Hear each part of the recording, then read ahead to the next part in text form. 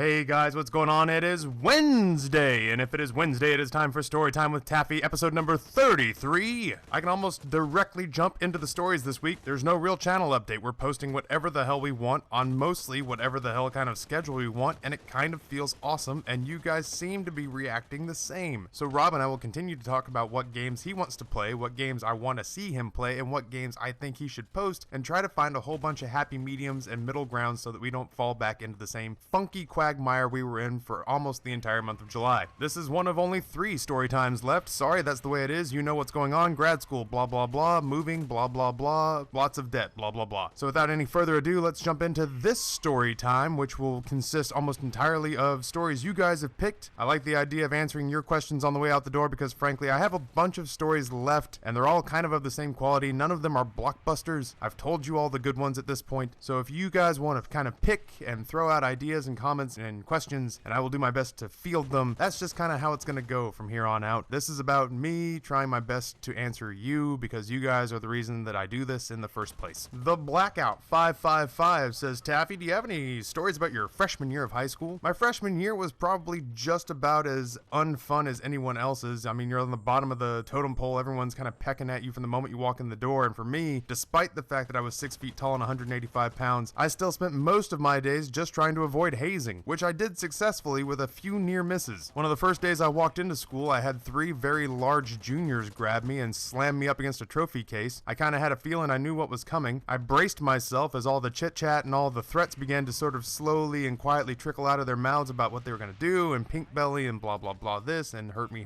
that. And right as one of them raised their hands, a big Mexican dude named Juan Rodriguez comes up and grabs this guy by the hand and says, "Hey vato, don't do that." And there's this long pause and they stare each other down, and the 3 guys can probably take Juan, but Juan's known for being kind of a badass. He's kind of one of those guys that if he's outnumbered, will bring a box knife to a fist fight. He was a part of a sort of Latino badass gang culture that permeated the school, and he stood there and he stared them down, and the 3 of these guys decided that even if they were to take on Juan and even if they were to win, eventually they'd have to deal with all Juan's homeboys. So they backed down and they walked away, and Juan walked up to me and patted me on the shoulder and said, "Hey Caps, do I have art class with you, 6th period?" I said, "Yeah man, yeah, as a matter of fact I guess you do." And he goes, "Okay cool, I'll see you there." And he walked off. And to this day, I haven't got the foggiest clue as to why that guy protected me and was friendly to me for the rest of that year before he graduated and left school. But he kind of came out of nowhere like my light brown Hispanic guardian angel. And he kept 3 dudes from just sort of beating the shit out of me and throwing me into a garbage can, which was really cool. And if you're out there, Juan, Taffy thanks you. Towards the end of the year, hazing got really bad. Pink belling was their weapon of choice as they charged around schools. Towards the end of school, it was like a Braveheart battle scene. People were just being thrown onto the ground and piled on. They came up, sometimes bleeding, sometimes bruised, mostly just pink, but I mean, people got legitimately hurt. So towards the end of school, I'm fighting hard to hide by some of my senior friends who are at least kind enough to tell me if they come, I'm not going to stop them. So I know to keep moving after that. And 3 of my buddies are walking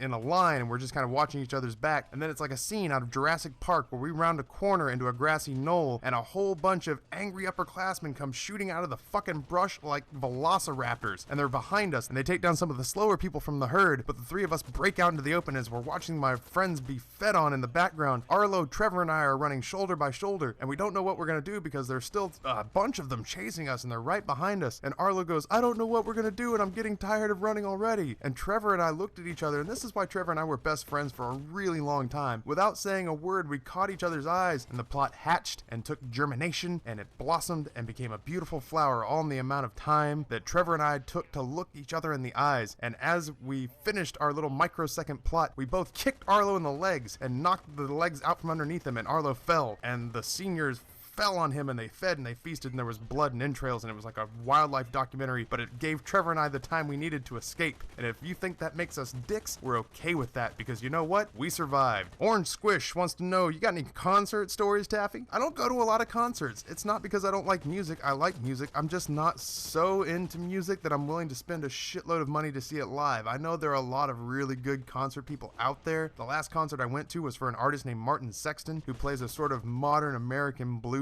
or folk, and I really enjoyed that concert. The only awkward part about that was the simple fact that only about 40 of us showed up to fill the Hat Factory, which is a really large space. It's not like a stadium or anything, but it's a space built to hold like 200. And so it ended up being kind of like a quiet, private concert. And so once we got over sort of apologizing with our eyes for the poor outcome, it became like a private jam session, which was cool. But I think the coolest concert I ever went to was the first concert I ever went to, which was the 1998 Vans Warped Tour, where I got to see such acts as Blink-182, Lit, Pennywise, Less Than Jake, Five Iron Frenzy. Ice-T was there. And if it gives you any idea how long ago this was, on one of the side stages was a little known white rapper named Eminem, who was just coming up through the ranks. It was ungodly hot. I spent most of that day with no shirt on, wandering around, trying not to breathe in other people's stench. I got way too close to the stage for Blink-182 and had to get pulled out by a bouncer so I could leave because I was getting crushed by the masses. I got to watch a couple of local bands from Jerome, Idaho play in the side stages, which was cool to support my boys. I like the idea of festivals, I think, more than I like the idea of concerts. Bonnaroo, I'd be really down with going to. But as it stands, I don't have a whole ton of extra money, and I don't really think of concerts as being the first place that I would like to spend it. N7 wants me to tell that damn Stalker story already. Fine. I'm gonna do a little bit of a truncated version because this one can stretch out for a while, but it's better if I tell it short. One night, I'm sitting at my house, I'm in high school, I get a phone call. This predates cell phone, so this is on the house phone. My mom answers the house phone and calls out and says, "Ryan, phone for you." So I go and I get it, and there's a girl on the other end, which when you're a teenager is really exciting. And she explains that her name is Lori and she lives in Twin Falls, and then follows it up with a really interesting hook that I have no idea who she is. Okay, I'm intrigued. She and I end up having a 35-minute conversation or so, and it was fun and it was nice, but it didn't change the fact that I was mostly latched onto it because I still had no clue who this person was. She calls back a few times and explains that she knows me through a friend of a friend who just happened to mention me and bring me up and had a photo of me from a sort of group picture from somewhere, and she thought I was cute. So my interest is piqued. This girl seems nice, and I explained to her that I'll be at a high school basketball game playing in Twin Falls sometime that weekend. So I go over there and I play in the game, and I'm actually not playing great because all I can think about is somewhere in this audience eyes are on me from a girl that thinks I'm cute, and I have to sit here and try to figure out which one she is. So I think I only made like one layup and missed a shitload of jump shots that day because I couldn't concentrate. I finally got to see the girl, and I felt horrible because as nice as she may have been, she was kind of hideous. I'm not a shallow person, but I'm also not somebody that can overlook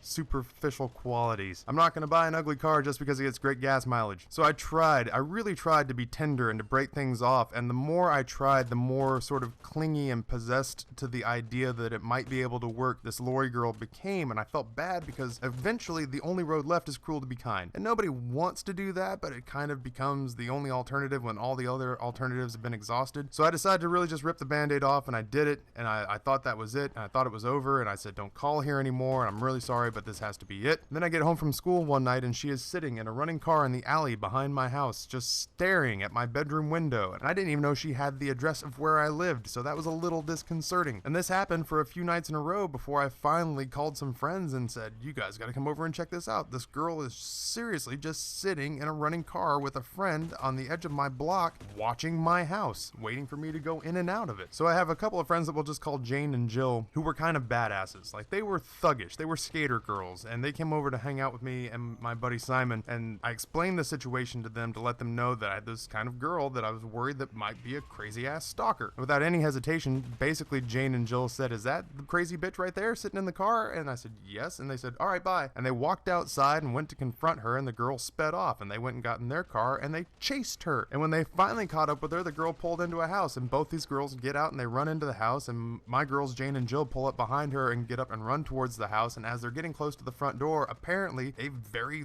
large, balding, old-ass white dude in a wife beater runs out with a shotgun and basically screams, "Get the fuck off my dirt farm." At which point the girls turned right back around, got in their car and drove back and said, "Holy shit, a guy pulled a shotgun on us, but we really don't think that girl will ever be bothering you again." And she didn't, which was cool. I mean, except it sucked that I had to be mean, but it didn't change the fact that no means no, I guess, even when you're a guy. I told N7 an online stalker story, but it's really not all that interesting. It's all about one of our earliest subs who just could not take no for an answer, and it culminated with him getting on Skype, calling me one day, and my wife answered, and he basically said, "Who the hell is this? Where's Taffy?" And that became the point where he got pretty instantly blocked on almost all social media. TLX Aftermath says, "Taffy, you got any beach or boat stories?" I've got one beach story I've been hankering to tell, and that's because it's one of the only times that I thought my dad would be uber proud of the badass that I've become. I was at a beach with my wife and a whole bunch of her family members and my niece and a bunch of little ones. It was a beach in the North Carolina Outer Banks, which is a gorgeous part of the country. If you ever get a chance to go there, the Outer Banks is off the chain.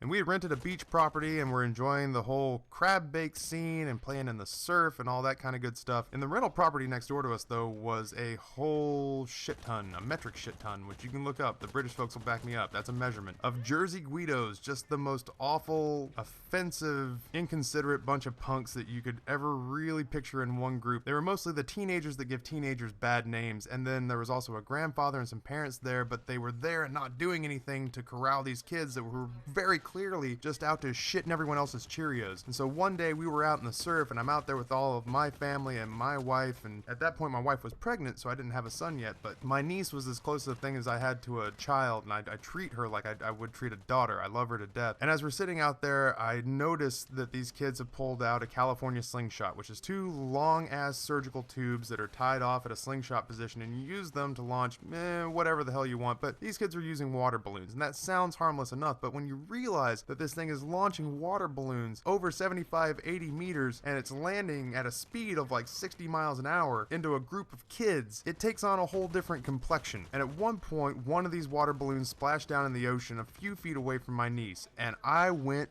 batshit crazy. And I walked up the beach, and I ran up the beachhead, and I got up there, and these kids scattered. And I went up, and there was the grandfather and sort of the ringleader 16-year-old sitting on the deck. And out of my mouth flowed the spirit of my dad, and I said this: there will not be another water balloon coming out from underneath this house. If there is, and it hits somebody, if you are lucky, I will only come back with the cops. If you are unlucky, I will come back with the dad of the child that you hit. And if you hit one of my family members, I will personally come back here and fuck up your entire family tree. Are we understood? And the grandfather looked like he was going to say or do something, but then it really quickly saw that I wasn't kidding, and I was really ready to go to war with this whole house, and just said, yeah, I get it. We get it. It won't happen again. And I turned to walk away, and the 16-year-old said something, and I don't remember what it was, but it was something condescending and shitty. And I spun back around and said, keep it up, Sally. I promise if I have to come back here, I'll hike your skirt and fuck you first. I apologize for all the language on that one, but I didn't want to edit it. We're all grown-ups here, and if we're not grown-ups, you guys normally act like grown-ups. So that's what I said, and that's how I said it. And unfortunately for me, my brother-in-law, who's like a really nice guy, like he's an awesome nice guy, walks up right behind me, and he just undoes a whole lot of it by walking up behind me and holding up one of the bursted water balloons, and the first words out of his mouth are, you know, this isn't very environmentally friendly. And I said, shut up and turn around and walk away with me. And the first thing I did, because at the time I still smoked, I went up on top of our beach property where they could see me staring directly at them, and I lit a cigarette on this sort of widow's walk that was on top of the house, and I called my dad and said, you'll never guess what I just did. An entire household of scummy teenagers is totally frightened of me right now because I channeled your spirit and told them I would destroy them like the Greek titans of old. And I couldn't, like, I'm beaming, I'm smiling from ear to ear right now just thinking about that story, because I don't usually advocate violence as an answer, and I'm not really a violent guy, but when it comes to protecting those that I love, I will stop at absolutely nothing. So this has turned into a long episode. It's going to take me longer to edit and bring everything together so I can send it off to Woofles and get it all put together, and I need to get back to packing and moving everything over to the new house. So this is my shortened outro. I don't know that Rob will want me saying this, but in the not so distant future, we will have Mr. Sark propaganda plain t-shirts for sale at the website, and you should keep your eyes open and look for those insider information from Taffy right there. Episode number 33 is in the books. Head down to the comments section and leave me anything that you want me to talk about in the last couple of story times, because we don't have a whole lot of time left. So if you ever had a question you wanted answered, I will do my absolute best to get as many of these out as I can, but we have 2 weeks left to do it in. Thank you for tuning in. We'll see you this time next week. On behalf of the Mr. Woofles channel, this is Lord Taffington of Insane YouTube Story Making Abilities the First, and I am out.